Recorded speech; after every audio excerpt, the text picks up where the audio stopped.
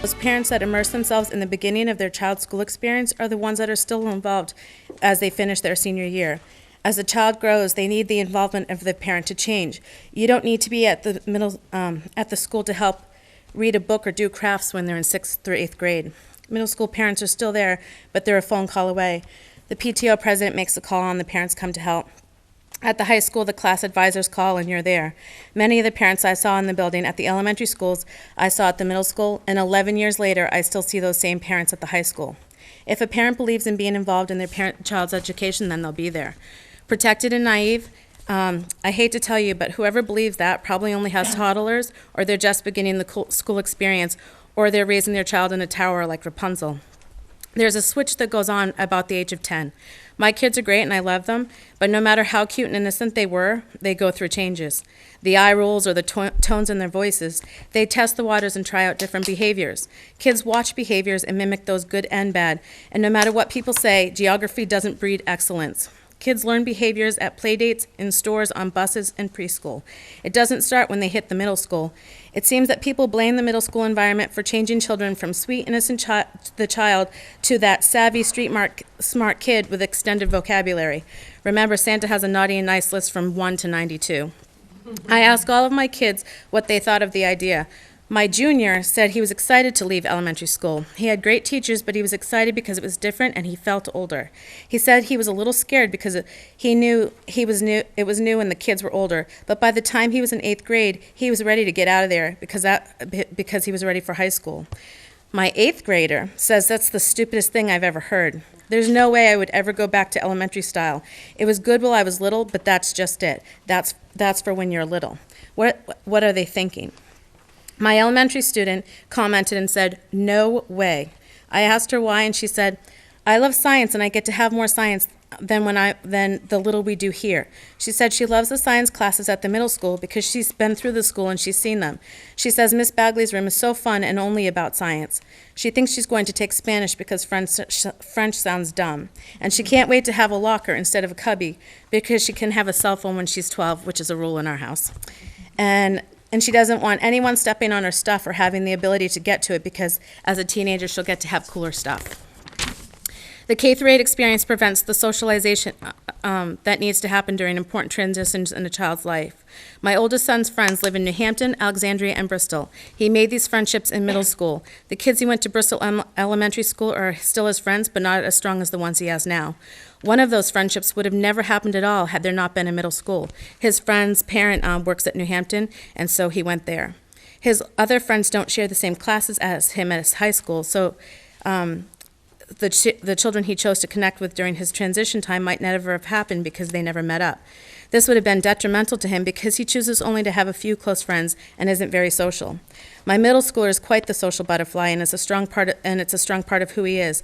I asked him to list his friends: Bridgewater, Alexandria, Danbury, New Hampton, and Bristol. He's still very close with one of his friends from Bristol, but in the last 3 years, he's made some very strong bonds with so many more.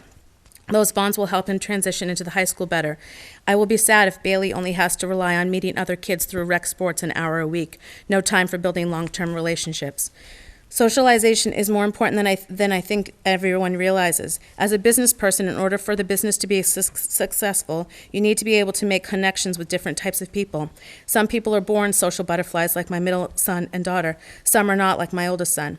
If you keep them with the same kids for 9 years, never giving them the opportunity to make new and different connections, then you're not preparing them to learn these skills.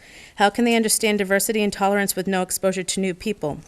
My husband and I grew up in this community, and we moved to Florida for 5 years. We returned to a community experience we knew was safe and somewhere we could be involved in. We ended up in Danbury and lived there for 5 years in a very nice place. However, even though we were out there in the middle of nowhere, I still believed in the socialization and giving my children the best opportunities to do that. I drove my kids to Bristol for 5 years while we lived there and gave my children the opportunity to expose themselves and myself to more experience and people. Though the group of kids in Bristol has the largest pool, as most parents know, sometimes that pool is still too small. To put it politically, behavior differences, academic differences, and social differences make these small pools very difficult to navigate. Friendships or acquaintances are sometimes built out of convenience instead of genuine connections. As adults, we make these sacrifices sometimes within our jobs. We learn to work with others we wouldn't necessarily be friends with outside of work, but we learn professionalism. I'm not saying these skills aren't important to learn and shouldn't be used. I'm just saying that those skills shouldn't be the ones you pick your friends with.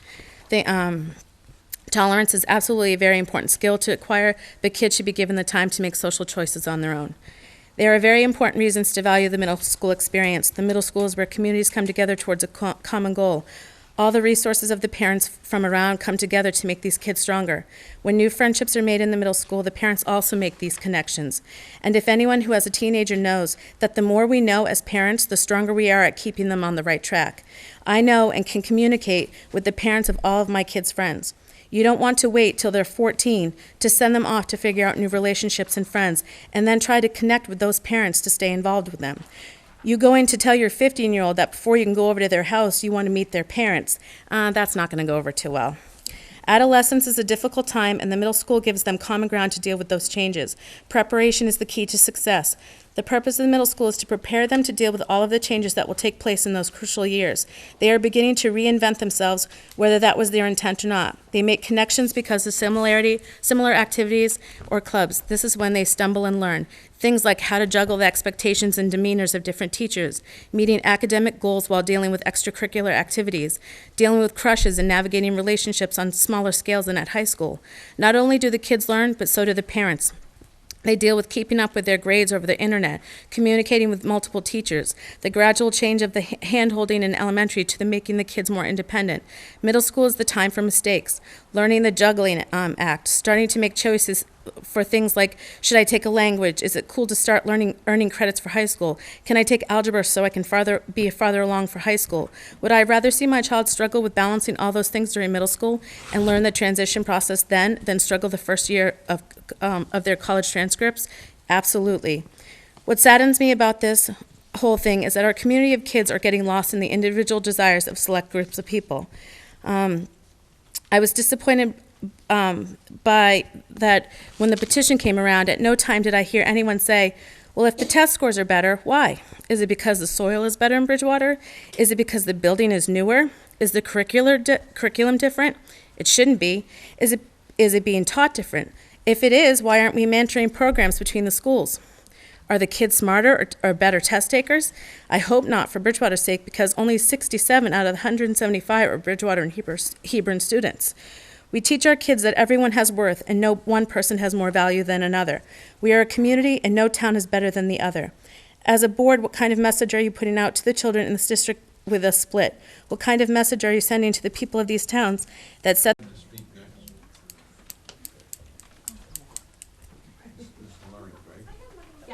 There's another one.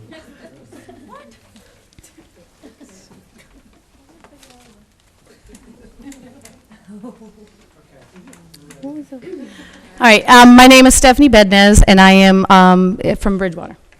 And I am a member of the PTO, and I have 2 kids at Bridgewater Hebron Village School, and I'm actually one of the parents who brought this issue up in September. I brought this issue up because basically I realized after going to deliberative sessions and going to various different meetings and seeing the tension between the taxpayers, the tension between the teachers, the tension between the parents, and realizing that really no one there was happy. The taxpayers weren't happy, the parents weren't happy, and the teachers weren't happy, that something was wrong. Things were not right. So in thinking about, what would maybe be in the best interest for the kids, the best interest for the teachers, and the best interest for the community, I realized that if we stay the same, things are not going to stay the same. So if we keep on the same path that we have currently been doing, it's not going to maintain itself because we have less kids. We also have a lot of taxpayers who are, getting a little frustrated with the fact that we pay so much and the results aren't where they want it to be. So I, as a parent who is a trained educator, I've been in education for 18 years, got really concerned about this because I found myself in 2 places. I wanted the teachers to be happy, I wanted my kids to be happy, and I wanted the taxpayers to be happy so they wouldn't take things away from the schools that I believe in. So when thinking of how to solve the problem, I basically realized that if we stayed the same, we would lose staff members. All right, a lot of my friends are teachers in this district. I know, what a passion is for teachers to teach and put everything into it and then suddenly lose their jobs. I realized that there also would be larger class sizes, which I did not want to see. I like the fact that Bristol and Bridgewater and all have small class sizes. They do a fantastic job. I would also saw that there was a loss of programs. And those are not things that I wanted to see. So since we can't stay on the same track because things are going to change, I also saw that there is a need to fix facilities. The facilities are in slow decline, and there's really no plan to fix them.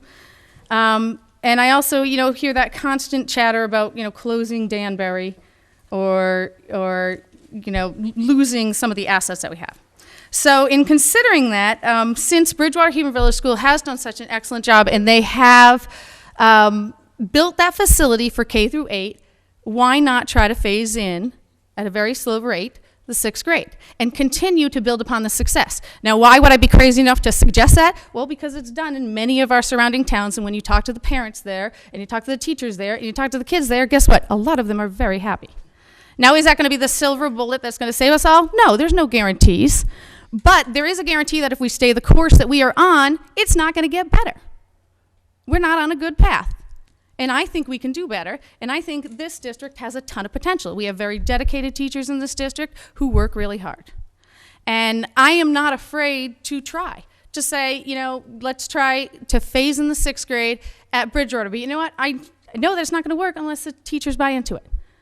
So it can't be forced upon anyone. But I think the study is a good first step. Not all K through 8 schools are great. Not all K through 8 schools are bad. Not all middle schools are great. Not all middle schools are bad. It depends on who does it, how you do it, and if you do it right. But I think it's a good solution that will protect the kids. It'll protect the teachers. It'll protect our district, and maybe, create some positive enthusiasm for what we're doing. So I think it's worth a shot, and that's why we brought it up. Thank you. Ms. Learned. Hi, Ann Learned, Bristol. I'm the parent of a current sophomore here at the high school. I don't have any younger children. I don't have anyone coming up. So really my concern is not for my own personal kids that are, looking to go into the middle school, but for the future of our district.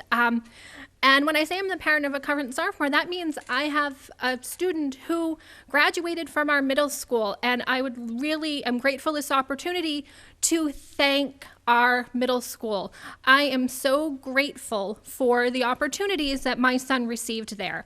I have an incredibly motivated student who is challenged, who is provided with opportunities to take a language, to take to take algebra at the middle school level. He participated in math team, on different athletic teams. All of these things molded him into an incredibly well-rounded student when he began his high school career. He didn't start high school having to, figure things out. What do I want to try? Am I going to do this? Am I going to do that? Is it going to work for me? He had the opportunity to explore those opportunities in middle school.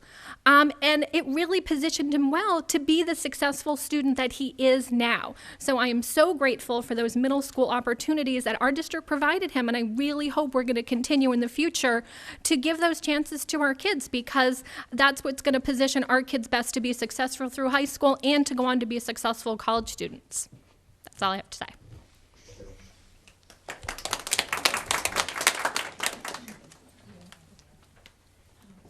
Susan Colby, Bristol. I do not have anything written down prepared. I made some hen scratchings because I did have the opportunity to read through the summary before coming to the meeting. And I must say I was more than a bit surprised when I got to the end and found out that it was a majority that was for it, because as I'm reading through, I'm thinking, well, it's obviously not going to work. And then when I get to the bottom and say, oh, so the majority thinks that it's great. I was a little surprised at a couple things that, well, first I thought that the committee was a feasibility study as it was first presented and voted down by the towns to look into. I thought it was the same feasibility study, and then come to find out that we don't know if it's feasible because there was no cost looked into. The only cost that was brought up was the $1 million savings. And again, we don't know if it's going to be $10 million to do conversions for the other schools. So I was surprised that all this work went into it. And again, and we don't know if it is feasible. And then I was also surprised to hear the parental involvement, because as I read the studies that were looked into, there was no more parental involvement. They said some of the K-8s don't even have PTO. It's just people on call. And that, I think, is what you're going to find at the middle school, at the high school, at elementary schools. There's a very small group that will attend meetings. So I don't think that that was an actual plus for the K-8. I also, when looking through the study, I just did a Google search to say what affects test scores. You know, what causes the ups and downs. And what I found was the leading, I don't know how to say it, the leading factor in test scores is the income of the families, household income, and parental education levels. So, and I was also a bit dumbfounded that that wasn't looked into or compared through any of the other schools, because it seems, like I say, it's the only thing. When I Googled it, it said nothing about K-8 versus middle school education that would have any bearing on test results. Let's see. Also brought up about building a stronger community or school community. That's all it would build, is a school community. Because if we're looking into, I just heard it said that Bridgewater was not looking to leave the district, but I really, really find it hard to believe that they would keep their kids in elementary school till they're 14 and then send them here with the middle schoolers from Bristol. So I would be led to believe, as many others are, that Bridgewater and Hebron would go to Plymouth, and Danbury, if they leave, would go to Kearsarge, which would mean the sports would be affected, because the kids are not going to go to a Bristol soccer team and then go play at the high school for Plymouth or Kearsarge or another team. And that's going to affect the entire community. That's going to be parents from Bridgewater going to the soccer games and baseball games in Plymouth. Where are they going to go out to dinner after the baseball game? They're going to go to Plymouth House of Pizza, not Bristol House of Pizza. Where are they going to go after a Saturday game? They're going to do their shopping in New London, not at Bristol Shop and Save. So it's going to affect the entire community. And let's see, my hen scratchings. Okay, and I don't believe that we are on the same path as was just brought up. Bristol Elementary is a school in need of improvement, and there's a committee working on that, trying to make it a better school, trying to get out of that status. And I think it's unfortunate that the last 6 months, so much effort wasn't put into trying to better the schools we have, finding out how we can improve our test scores. I think it would have been time better spent to fix what we have. And then lastly, I would just like to say I was more than a bit offended when listening to the letter read, if it was read verbatim about the mold at the middle school, saying that it's not, a reoccurring mold problem that wouldn't be acceptable for the little kids. It's not acceptable for any kids.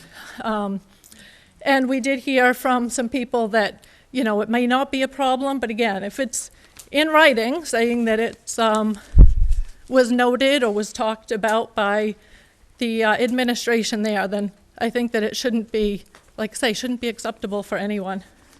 So that's it. So again, I'm not in favor of K-8. Thank you.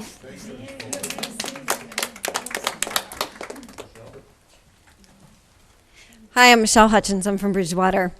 I, too, am one of the other parents that presented and made this request back in September about the idea of at least having the very committee that just reported this evening about the possibility of K-8 and in particular with Bridgewater as a pilot of K-8. First, I'd just like to say, sitting through 3 hours of commentary tonight, you all did quite a bit of work, and it was a lot of time and investment. So I do thank you for that, because I don't know that there was any clear-cut answers. As we've heard tonight, there's a lot of pros and cons on both sides as to where this falls and where this lies, and there's no one magic answer that's going to say this is what's going to work in the Newfound Area School District. And I think when we originally presented it, we realized that as well and thought, well, being the school was built as a K-8, we stood as a ideal place to at least pilot it, start to phase it in, see how it would work. And I think to what you all reported this evening, or the committee reported this evening, is more information is needed. And again, we've heard pros and cons on either side. How I got involved in this stems back to I was aware of discussions in Bridgewater regarding the idea of possibly pulling out and going to Plymouth. And, you know, as the old saying goes, you can either get involved or kind of roll with the punches. So I chose to get involved with the discussion because of I was hearing different things and not really sure where everything was going. And there were many times that parents got together over the course of a year leading up to the presentation that was made in September. A lot of parents who have kids in the school currently, and a lot of parents who live in Bridgewater whose children will go to Bridgewater Hebron School, and just their concerns long-term down the road. I think the big thing to keep in mind is it was proposed as a pilot for Bridgewater. It was proposed as something to look at, given we don't know how it would work or not work. You need to try it to find out. We've heard a lot of information tonight about test scores. And I think based on everything everyone has said here, it is not test scores alone that determine a child's success. It is parental involvement. It is activities and culture and relationships and growth. But when you get down to perception being reality, and in my line of work, that's what I have to deal with every day. When people are looking at how a school does, what is the first thing they go to? Test scores. It's out there on the internet. It's a first place when someone's trying to consider something. So I realize that it is by no means the be-all, end-all. I fully understand that. And that my child, regardless of what happens here tonight, I am confident will do just fine because I am an involved parent. But at the same time, what I also heard this evening is whether this committee came to any real conclusions or asked or raised more questions.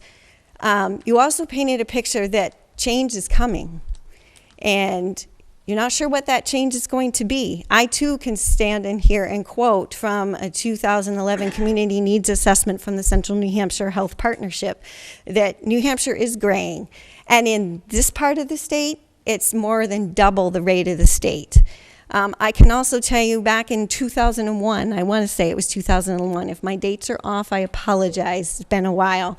But that's when the Keep New Hampshire initiative went into effect with the University System of New Hampshire, a public-private partnership in which you saw the funding for the science and technology buildings, Boyd Hall in Plymouth, and I apologize, I don't know the name of the one at UNH, with the idea that you have more science and technology and you have the jobs for those students when they graduate from college so that they stay in New Hampshire. So this is not a new situation in New Hampshire. This is something that was identified by the university system in particular and the business community of how do we get the students we're educating to stay here. So what happens here definitely goes a long way. I don't know that any of us have the immediate answer, but we're going to have to do something. Clearly, based on what you found and you discovered in the research you uncovered, we're going to have to do something. And whether we choose to wait and do it when we don't have a choice, or whether we take steps to examine what the possibilities and feasibilities are, that's a decision you as a school board have to make. And I respect everything I've heard from everyone tonight. I don't think that we're all that different in our opinions. I think we're more similar in what we believe garners a good education, but we do need to make a change. And again, reminding you back what the point of this was, it was to test a change at Bridgewater Hebron, not necessarily the whole district, to give you more information. Is this a way to go or is it not? Thank you. Thank you. Go ahead, Jelaine Gelgerman from Bristol. I'm in a unique situation because I live right on the Bristol-Bridgewater border. My house is in Bristol. My bus stop and my road is in Bridgewater. And my daughters, all of them, one who's in college and one who's in 5th grade at Bridgewater. And I've served on the PTO at Bridgewater for many years, and I also am going to be the head of the PTCO at the middle school. So the bottom line of this whole thing is I do appreciate the fact that you want to be proactive to the idea of there's change coming, but neither do I think that we want to be Chicken Little and run around that the sky is falling immediately. And I don't think that we should give up the good situation that I believe is happening at the middle school with the many varied programs that we have in order to simply run around scared and say, we've got to change it, we've got to change it, we've got to change it. I do appreciate that Ruby Hill said we have time to do this, and I think that we should take the time to think it all out. And it may not come to that. It may be that our classroom sizes don't allow that. So I would say at this point, I'm very much in favor of continuing with the middle school program as is. And I, for one, am not sending my 5th grader to Bridgewater for next year. And fortunately, I'm one of the few that have the choice because I'm a Bristol resident, so I can choose that. But I feel that a lot of Bridgewater parents in 5th grade, you may be surprised, will choose to send their kids to the middle school for the opportunities there. Thank you. Is there anyone else who would like to speak?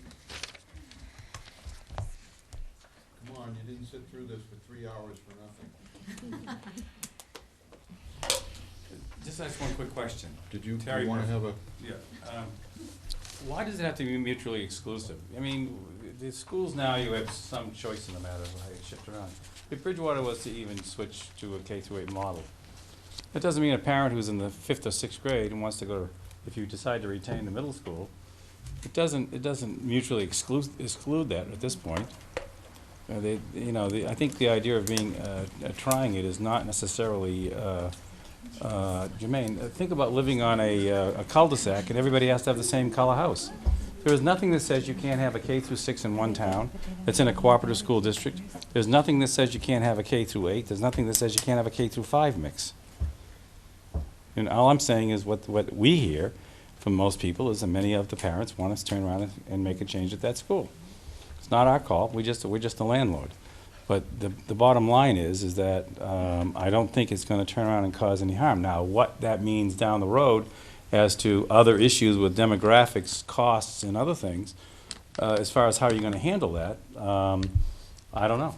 I mean, that wasn't our call. Our call was simply to deal with the home problem, dealing back in Bridgewater and Hebron and the Groton kids that come there.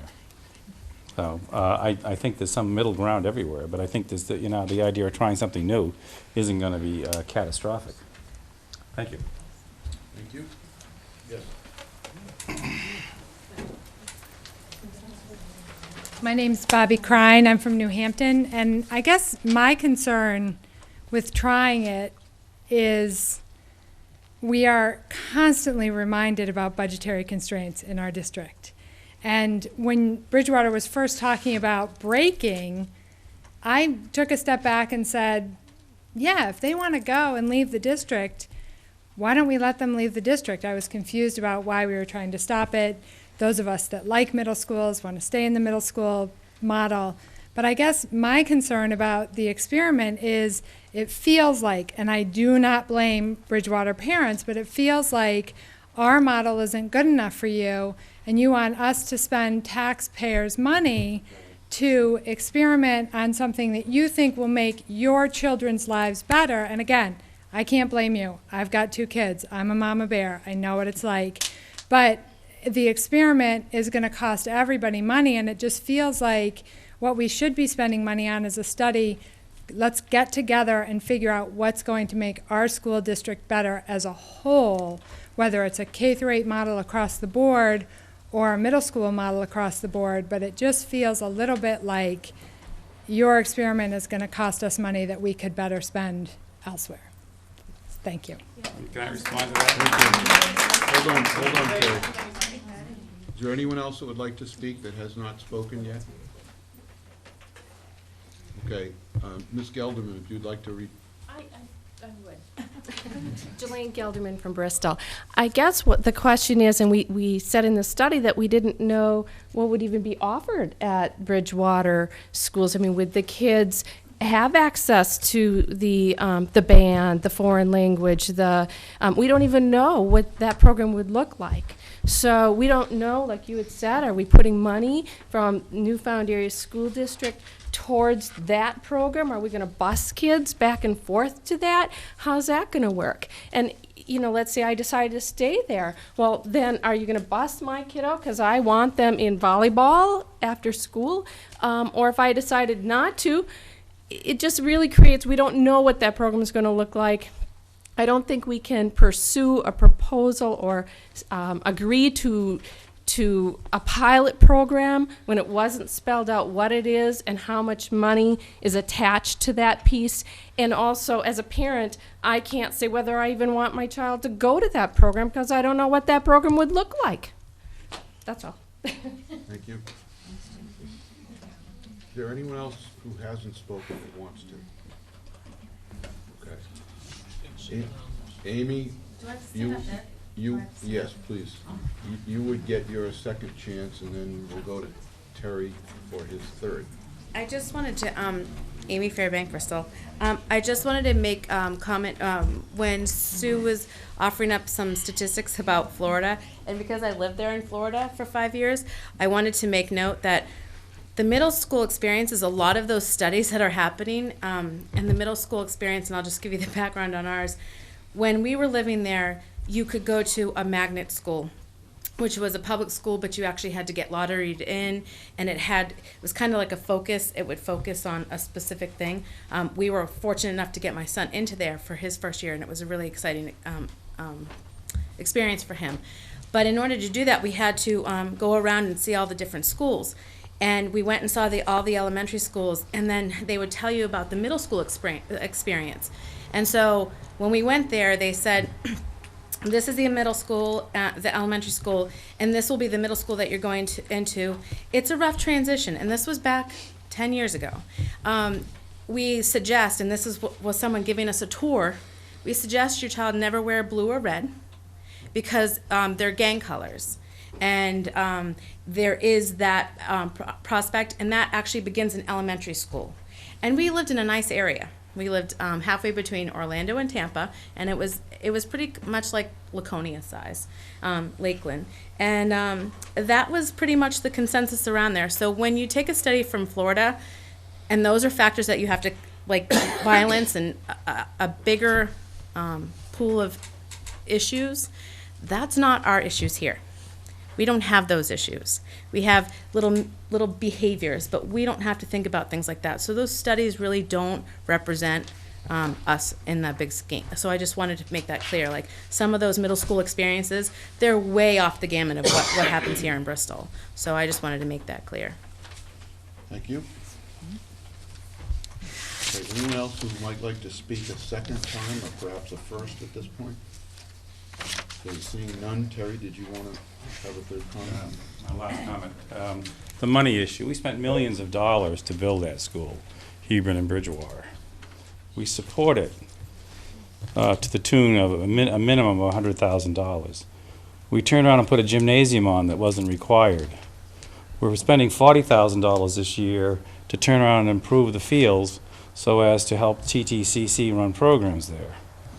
Okay, so it hasn't been stingy by any stretch. We're not asking to be different. We're asking to turn around and give choice.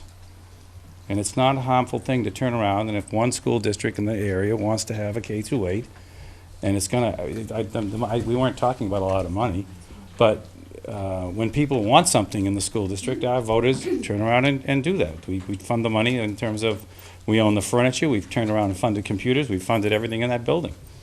Some of it's been replaced, by the way. I know you didn't ask me about that. But anyways, but and so that's not the problem. The problem is that it's not a money issue here. If some people want to have different choice, I don't see that that's so, and it's not necessarily, at least initially for us, was simply asking you to consider something different for one school and you're investigating all of them. We're not lobbying to make those changes everywhere. We're lobbying just for that school. Thank you. Thank you. Okay, it looks like we've finished approximately 40 minutes plus, 50 minutes actually, of public comment. Longest I've ever seen. Be that as it may, I'm glad you all turned out this evening so that we could hear what you had to say. Appreciate your patience in listening to what we discussed. And now it's time for us to move on. We're now going to go to action items, which is number 8. And if you could all get a pencil out, I'd appreciate it. So you could note these RSA numbers. RSA 189, RSA 193, and Department of Ed Rule 302. All of that information is relevant to the point that this is a school board decision.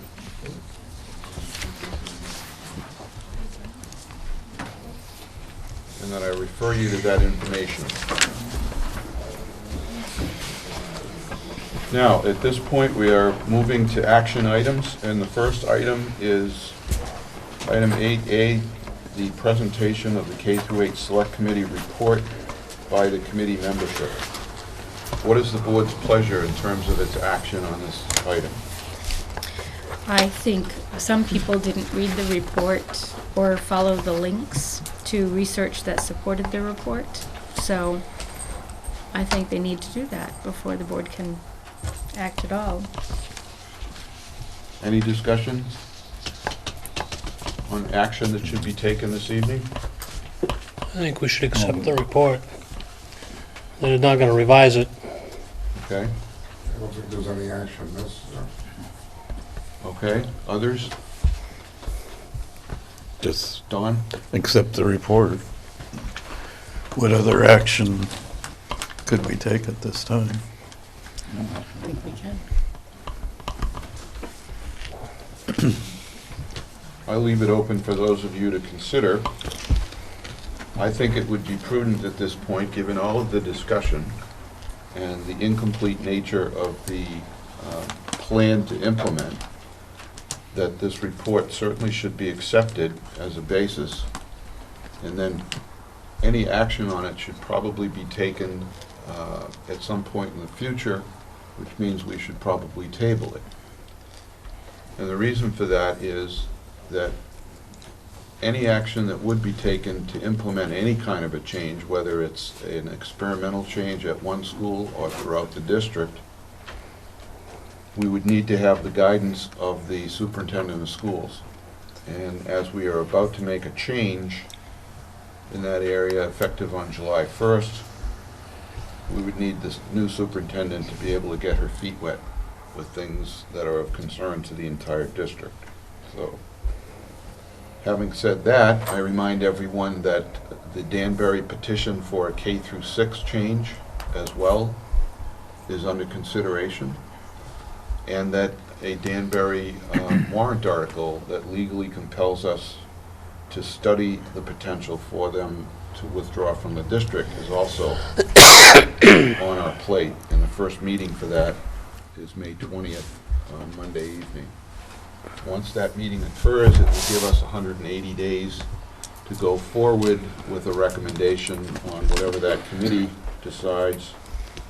And so for those 3 reasons, it's my personal opinion that we should make a motion to accept the report and to table it for an undetermined amount of time at this point.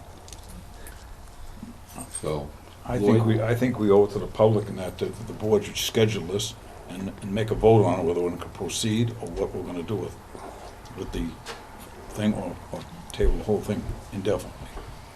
Well, the you're people free. should know that come here, they want to know where they stand on this thing. We can't just keep putting it off. well, you're free to make a motion in whatever manner you think is appropriate. I express my personal opinion as to where we are right now. If others agree or disagree with that, it's entirely up to them. I'll make a motion that we the board vote whether to table this or proceed any further with it at this time. Schedule a date for it to put on the agenda. If to you vote. table, if a motion is made to table, Yeah. then at some point in the future, a motion can be made to remove the matter from the table. Or they can open it up again. That's correct. That's what I want to So make it. if you want to avoid that, I would think about making a different motion. So just as a matter of information, I would suggest that it sounds to me like you would like to move to kill the matter at hand. That's what I'd like to do. I'd like to kill it at hand. Okay. It's time, because we've got to make a decision on it and know where we're going. I We've got think so much to do, and we can't be playing around with this stuff. We've got a lot on our plate, and we should get it done, important things. So if you desire to, you need to make a motion and it requires a second, and then we will discuss the motion and then vote on it. I made a motion to that effect. Okay, how does the motion read, Lloyd? That the K through 8 implementation, excuse me, I have a stroke, I can't talk good, implementation be put off and voted out. The implementation of a switch, I'm trying to help you out For the here, implementation to of a the K1 K through 8 Yeah, K1 through 8. configuration district-wide, Be voted out this time.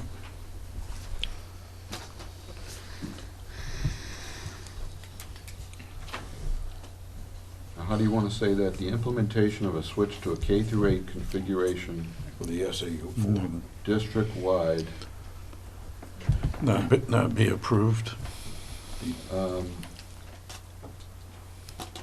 and further action to that end be discontinued. Discontinue. Okay? Okay, let me read you back the motion that I believe you made.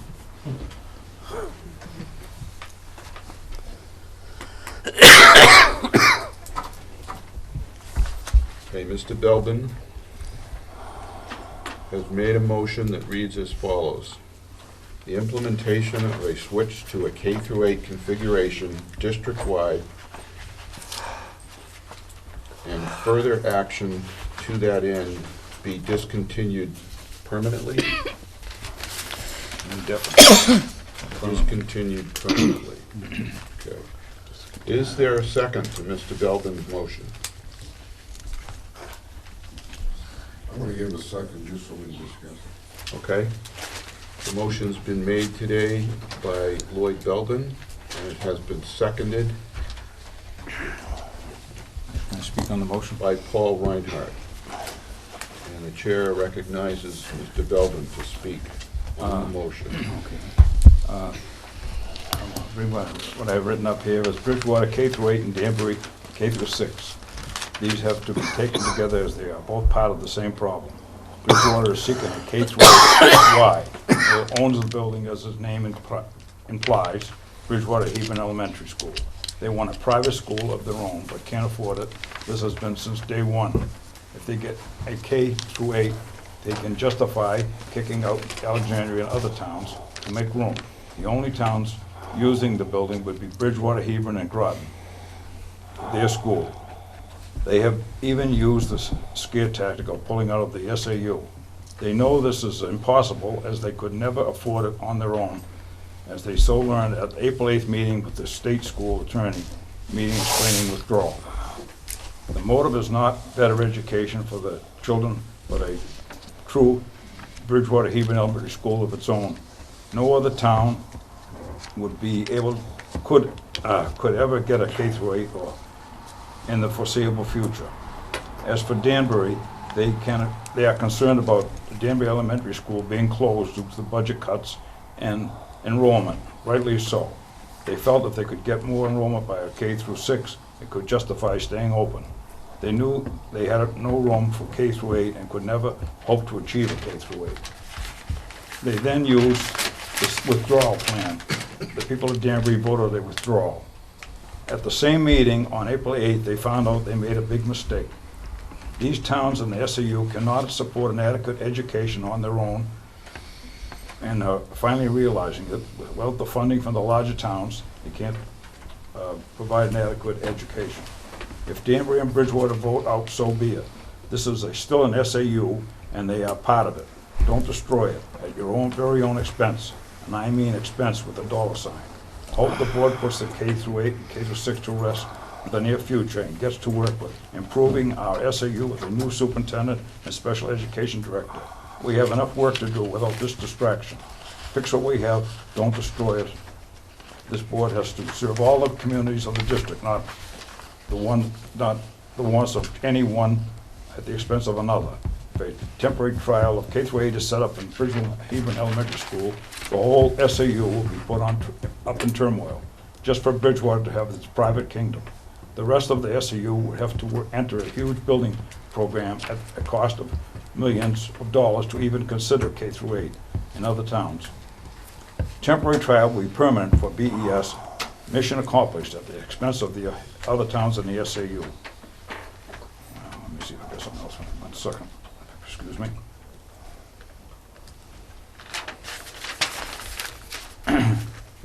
And the feasible study of K1 through 8 schools in SAU 4.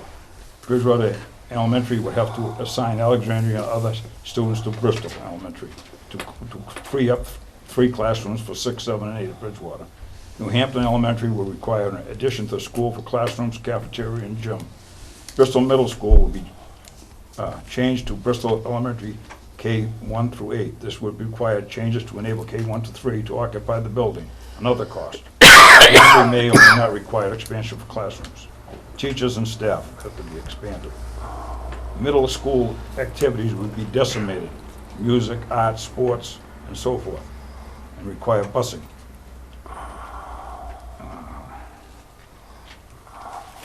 That's what I have, that's it. Thank you, Lloyd. Is there anyone else who would like to speak to the motion? That doesn't, I mean, that, what he just read doesn't really address his motion. And implementation's about years away, so, I think I'd like to alter his motion if I can. You mean you want to amend it? Yeah. What is your amendment? I'd like to amend his motion to table it until such time we want to bring it back up. Well, the motion is to kill the whole idea. So amending it would have the, to table it, would have the net effect of Yeah, I know. making a motion to table subsequently if this motion does not carry. That's it. So that would be the right way to do it, to make it a little less complex.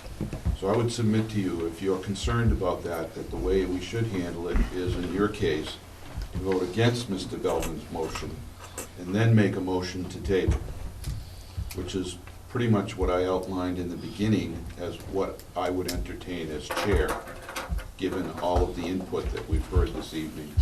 And that's just my personal opinion. Well, So it'd be you far mean I less, agree with you? That's scary. far less complex to amend it, Flo, if you prefer. I just think it's a little early to kill it, but it definitely warrants a little more looking into, I think. Well, let me ask this stupid question here. Suppose we go with this motion and we kill it and decide we're not going to discuss it anymore. We have an election coming next year. What's to say that it doesn't become a warrant article saying that we're going to go visit it again? A warrant article to do this, and I made note of this before we, or just after we finished the public comment.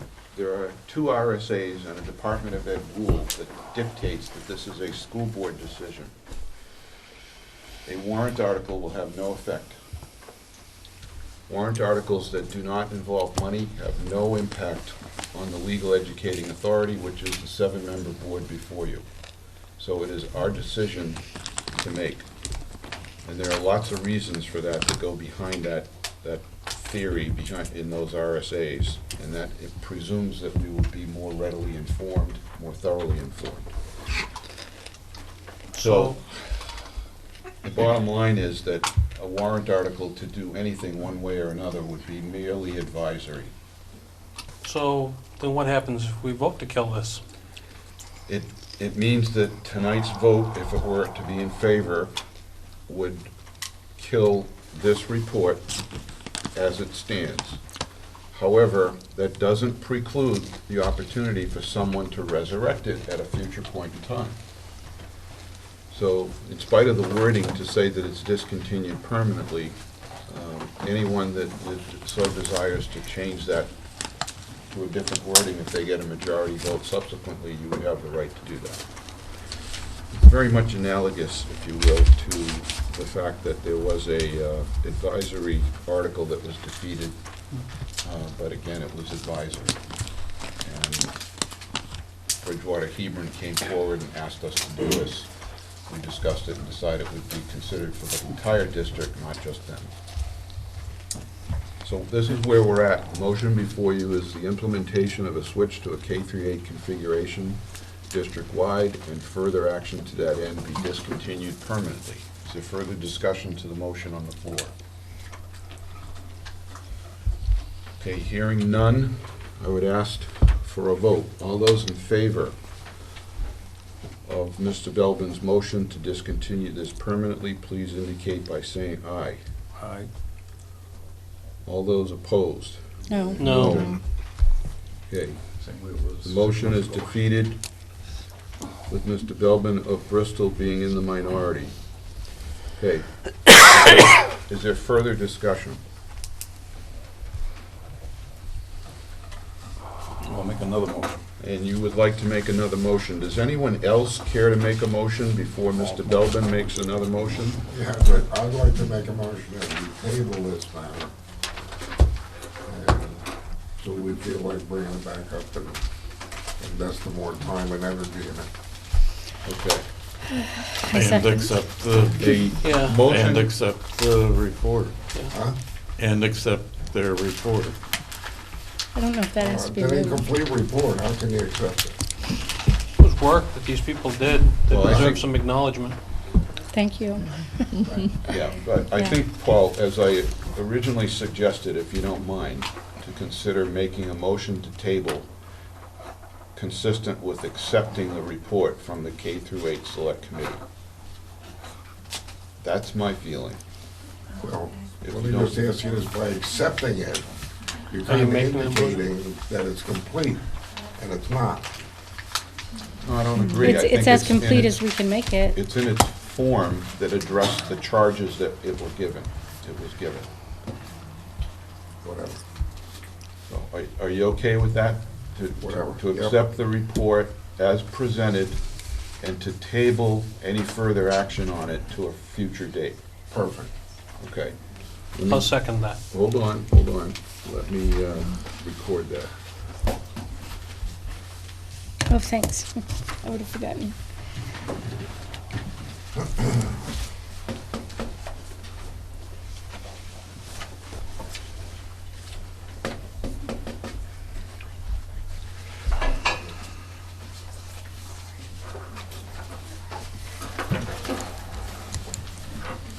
Is there a date on the report, Ruby? I think I just said April. April 1st.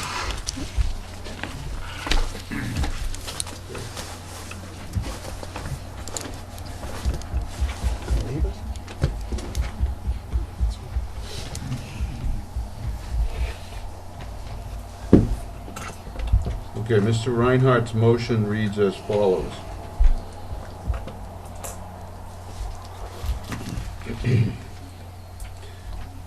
To accept the K-8 report of the K-8 Select Committee of April 1st, 2013, and to table any further action to a later date.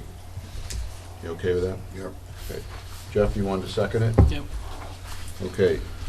The motion before us is a non-debatable motion, which means we will vote on it immediately. The motion to table is non-debatable, and that's what this is. All those in favor of the motion to accept the report and table further action to a later date, please signify by saying aye. Aye. Aye. Those opposed? Okay, the motion passes 7-0. There are no abstentions and no one is missing. Okay, thank you very much. We're now at item 8B. Reviewing the dates for graduation, 8th grade class night, move-up day, last day of school. As this is informational only, no action is necessary unless there's a need to address that, if so desired by the board. Okay. The only thing is senior project exhibition night is the same night as a program at our elementary school. Oh, I'm sorry. So I'll be at the elementary school. Yeah, and I'm gonna miss the senior projects for a third year in a row. Yeah, I missed it last year. That really bugs me. Okay, we're now at item 8C, which is your yellow sheet, a memorandum from Dr. McCormick and Dan Rossner regarding security enhancements. I would like to entertain a motion on that. So I we make a motion that we instruct Dan to move ahead with increasing the security in the buildings as presented. I second. Okay, this is 8C.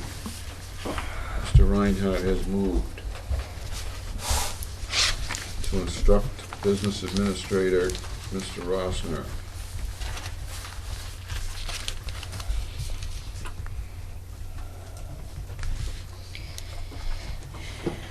to improve building security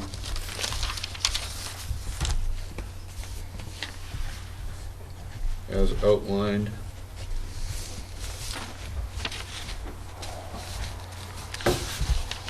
in his memo to the board of April 8th, 2013, which documents the details. Seconded by Ruby. Is there further discussion? Okay, hearing none, the motion reads to instruct Business Administrator Mr. Rossner to improve building security as outlined in his memo to the board of April 8th, 2013. All those in favor, please signify by saying aye. Aye. Aye. Those opposed? Okay, the motion passes 7-0 with no abstentions. Some approval from the public. So nice to hear. You want to be on camera? Thank you, ladies. Okay.